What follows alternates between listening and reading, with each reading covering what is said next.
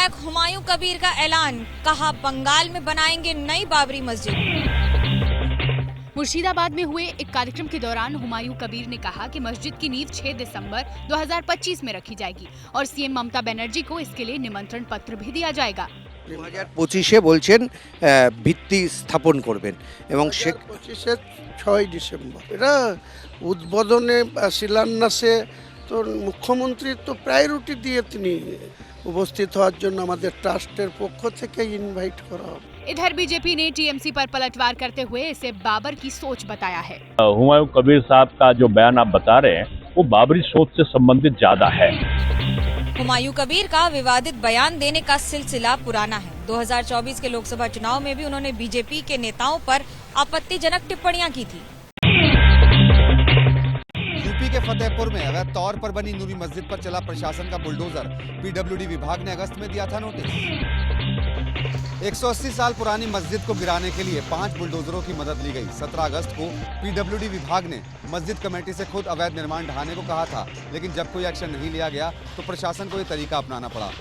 प्रशासन ने देर रात ही 10 थानों की फोर्स, एक कंपनी बीएससी, एक कंपनी आरआरएफ, 5 डीएसपी और पीडब्ल्यूडी के अधिकारियों को मौके पर तैनात कर दिया था। हालांकि पूरा मामला कोर्ट में है, लेकिन प्रशासन ने सुनवाई से पहले ही मस्जिद के अवैध निर्माण को ढहा दिया। बांग्लादेश में हिंदुओं पर हो रहे अत्याचार और मानवाधिकार के उल्लंघन को लेकर आज देश भर में प्रदर्शन हुए। बांग्लादेश उच्चायोग के बाहर आरएसएस समेत कई संगठनों ने प्रदर्शन किए। हरिद्वार में बांग्लादेश के विरोध में जन आक्रोश रैली निकाली, जिसका समापन हर की पौड़ी पर हुआ। सरकार को राजनीतिक तौर पर, कूटनीतिक तौर पर उनकी मदद करनी चाहिए और मैं तो कहता हूँ कुछ लोगों को आगे आना चाहिए।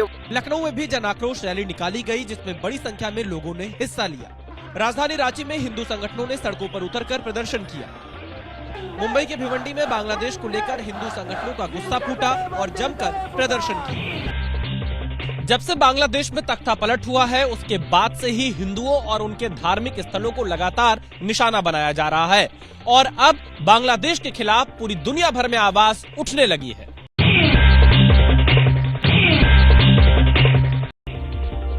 बेंगलुरु से आई एक ऐसी खबर जिसने देश की न्यायिक व्यवस्था पर लगा दिया है बड़ा सवालिया निशान। बेंगलुरु में पत्नी की प्रताड़ना से तंग आकर एक शख्स ने आत्महत्या कर ली। खुदकुशी करने वाले शख्स का नाम अतुल सुभाष था, जो एक नामी कंपनी में डीजीएम के पद पर तैनात थे। सुभाष और उसकी पत्नी के रिश्ते में लंबे समय से तनाव था। पत्नी के साथ मतभेद और मानसिक तनाव के चलते अतुल ने खुदकुशी का रास्ता चुना, लेकिन जान देने से पहले अतुल सुभाष ने अपने घर के दरवाजे की एक तख्ती पर लिख दिया, न्याय मिलना चाहिए। अतुल के करीबियों और परिवार के मुताबिक पत्नी ने अतुल पर दहेज उत्पीड़न के 9 मामले दर्ज करवा दिए थे और 2 साल से अदालत के चक्कर लगाते लगाते जब अतुल को इंसाफ नहीं मिला तो उन्होंने जान दे दी।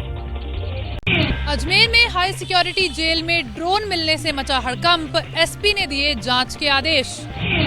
मामला इसलिए भी गंभीर हो जाता है क्योंकि इस हाई सिक्योरिटी जेल में कुख्यात गैंगस्टर लॉरेंस बिश्नोई का भांजा, मूसेवाला और गोगा मेडी के हत्यारे बंद हैं।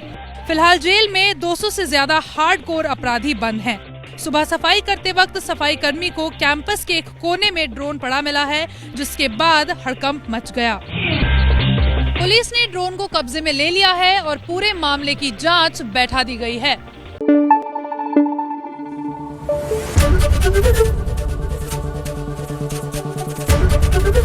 एबीपी न्यूज आपको रखे आगे।